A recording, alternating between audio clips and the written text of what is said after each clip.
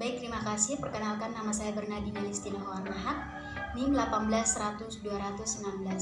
Di sini saya akan menjelaskan kembali tugas akuntansi keuangan menengah 2 yang sudah diberikan oleh Ibu pada pertemuan 11 dan 12.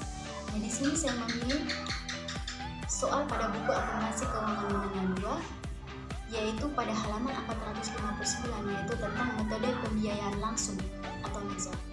Oke, jadi saya langsung saja pada bagian penjelasannya. Jadi untuk metode pembiayaan langsung atau laser di sini, yang pertama diketahui pembayaran sewa itu sebesar 25.981,62 dolar. Pembayaran biaya pelaksana itu sebesar 2.000 dolar termasuk pajak properti. Lalu untuk jangka waktu sewa itu selama 5 tahun. Peralatan untuk CNH itu sebesar 100.000 dolar. Itu akan dialih ke CNH pada akhir sewa. Lalu nilai wajar pada awal sewa itu sebesar 100.000 dolar. Itu tidak ada selisih antara nilai wajar dan biaya yang dikeluarkan oleh CNH. Lalu yang berikut, persentase pembayaran sewa itu sebesar 10%.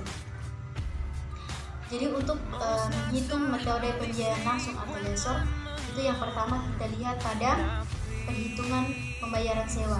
Jadi nilai wajar peralatan yang disewakan itu sebesar 100.000 dolar dikurangi nilai sekarang dari sisa residu itu 0. Jadi jumlah yang harus dipulihkan oleh lesor melalui pembayaran sewa itu sebesar 100.000 dolar. 5 pembayaran sewa awal tahun yang menghasilkan imbal hasil 10% itu sebesar 100.000 dolar, sama dengan 4,16986. Jadi hasilnya adalah 23.981,62 dolar.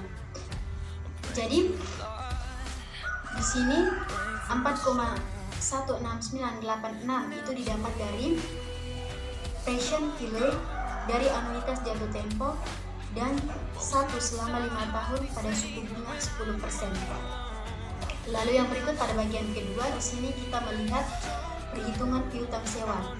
Piutang sewa di sini pembayaran sewa dikurangi dengan pembayaran biaya pelaksana dikali dengan nilai sekarang dari anuitas jatuh tempo dari 1 selama 5 periode pada suku bunga 10%. Itu yakni 25.981,62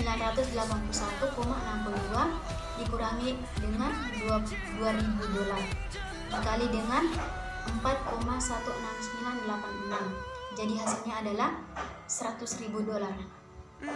Lalu jurnal untuk mencatat piutang sewa pada 1 Januari 2012 itu adalah piutang sewa pada peralatan itu sebesar 100.000 dolar. Lalu yang berikut pada bagian ketiga, kita akan hitung daftar amortisasi sewa bagi lesor dasar anuitas jatuh tempo. Nah, jadi di sini kita melihat pada tabel CNH kapital daftar amortisasi sewa dasar anuitas jatuh tempo itu terdapat 6 komponen. Yang pertama kita lihat pada kolom tanggal. Jadi untuk tanggal di sini yang terjadi pertama pada tanggal 1 Januari 2012 untuk piutang sewanya itu sebesar 100.000 dolar. Lalu untuk tanggal 1 Januari 2012 pada pembayaran sewa tahunannya itu sebesar 25.981,62 dolar. Itu didapat dari sewa tahunan yang memberikan imbal hasil atas investasi neto sebesar 10%.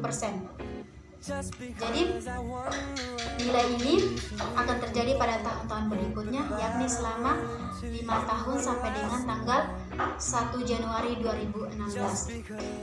Lalu yang berikut kita melihat untuk biaya pelaksana. Jadi itu sebesar 2.000 dolar. Itu didapat dari biaya pelaksana termasuk pembayaran sewa. Lalu yang berikut bunga 10% atas piutang sewa. Nah, di sini nilainya 0.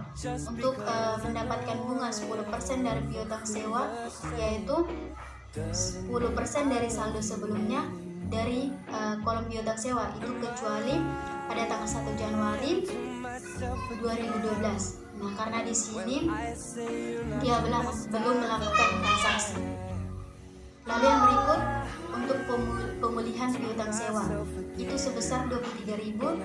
981,62. Itu didapat dari pembayaran sewa tahunan sebesar $25.981,62 dikurangi dengan biaya pelaksana sebesar $2.000 dan bunga 10% atas piutang sewa 0.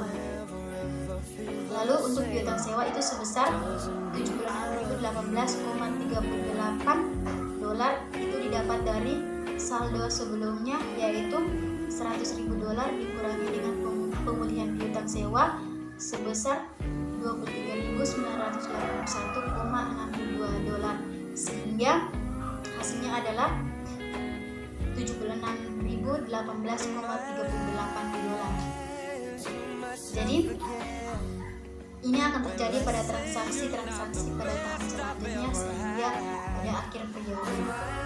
Jadi untuk pembayaran sewa tahunan sebesar $129.900,10, biaya pelaksanaan sebesar $10.000, bunga 10% atas piutang sewa itu sebesar $19.908,10, pemulihan piutang sewa itu sebesar $100.000. Lalu yang berikut di sini kita melihat jurnal untuk CNH, jurnal untuk mencatat pada tanggal 1 Januari 2012, yaitu kas pada piutang sewa, beban pajak properti atau utang pajak properti. Nah, untuk kasnya itu sebesar $25.981,62. Untuk piutang sewanya itu sebesar $23.981,62. Untuk beban pajak properti atau utang pajak properti itu sebesar $2.000. Lalu kita melihat jurnal pada tanggal 31 Desember 2012, piutang bunga pada pendapatan bunga sewa itu sebesar $7.601,84. Lalu yang berikut kita masuk pada bagian keempat, yaitu pelaporan transaksi sewa oleh resort. Jadi yang pertama itu aset tidak lancar atau investasi, itu piutang sewanya itu sebesar $76.018,38 dikurangi dengan $16.379,78. Jadi hasilnya adalah $59.638,60. Lalu untuk aset lancarnya itu ada piutang bunga. Untuk piutang bunganya itu sebesar $7.601,84. Piutang sewanya itu sebesar $16.378,28. Lalu untuk jurnalnya pada tanggal 1 Januari 2013 itu pada kas. Untuk kas pada piutang sewa, piutang bunga, beban pajak properti atau utang pajak properti, pada kasnya itu sebesar $25.981,62. Untuk piutang sewanya itu sebesar $16.379,78. Untuk piutang bunganya itu sebesar $7.601,84. Untuk beban pajak properti atau utang pajak properti itu sebesar $2.000. Lalu jurnal untuk 31 Desember 2013 itu piutang bunga pada pendapatan bunga sewa itu sebesar $5.963,86. Sekian penjelasan dari saya. Terima kasih.